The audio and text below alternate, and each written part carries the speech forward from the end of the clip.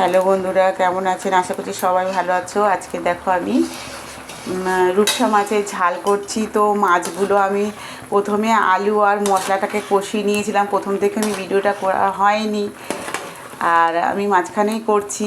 তো আমি মুখে বলে দিচ্ছি, এখানে পেঁয়াজ, আদা, রসুন, আর এখানে নিয়েছিলাম একটু জিরে গুঁড়ো, হলুদ গুঁড়ো দিয়ে, কাঁচা লঙ্কা, টমেটো দিয়ে মশলাটাকে কষিয়ে নিয়েছিলাম। আর মাছগুলো ভেজে রেখেছিলাম। মাছগুলো ভাজাগুলো কিন্তু এই যে মশলাটা কষিয়ে আর জল দিয়ে দিয়েছি। জলটা যখন ফুটছে তখন কিন্তু মাছগুলো আমি হাফটা ছেড়ে দিয়েছি। আর এখানে খানিকটা মাছ ভেজে রেখেছি, এই যে ভাজাগুলোও দিয়ে দেবো। এই যে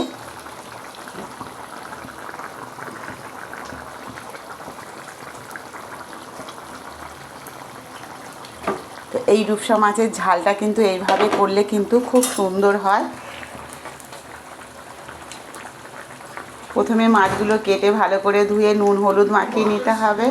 তারপরে একটু আদা রসুন বাটা, পেঁয়াজ কুচি, জিরে আর জিরে গুঁড়ো, টমেটো, কাঁচা লঙ্কা দিয়ে মশলাটাকে ভালো করে কষিয়ে নিয়েছি। কষিয়ে নিয়ে মশলাতে জল দিয়ে একটু ফুটিয়ে 10 মিনিট ফুটিয়ে নিয়েছি। নেওয়ার পরে মাছগুলো যে আমি ভেজে রেখেছিলাম মাছটাকে দিয়ে দিয়েছি। আর মশলার সঙ্গে কিন্তু আমি আলু টমেটোটাও কষিয়ে নিয়েছিলাম। তো এবার মাছটা ভেজে এর সঙ্গে দিয়ে দিয়েছি। দেখতেই পাচ্ছ আমার তরকারিটা কিন্তু ফুটছে। এই যে রূপসা মাছে ঝাল করছি আজকে আমি। তো বন্ধুরা দেখতেই পাচ্ছে এই যে মাছের ঝালটা হচ্ছে, এই যে ফুটছে তরকারিটা।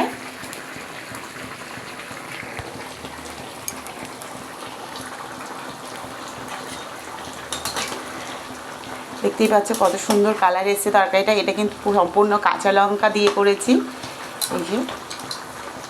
আর এইটা একদম মাখা মাখা মতন হবে।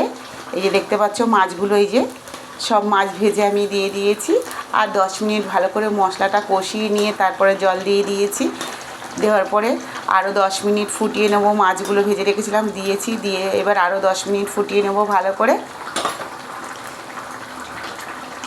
তো বন্ধুরা, রেসিপিটা ভালো লাগলে শেফালি রান্নাঘরটিকে অবশ্যই সাবস্ক্রাইব করে নেবেন, আর বন্ধুদের মধ্যে শেয়ার করবেন, আর অবশ্যই একটা লাইক করে দেবেন।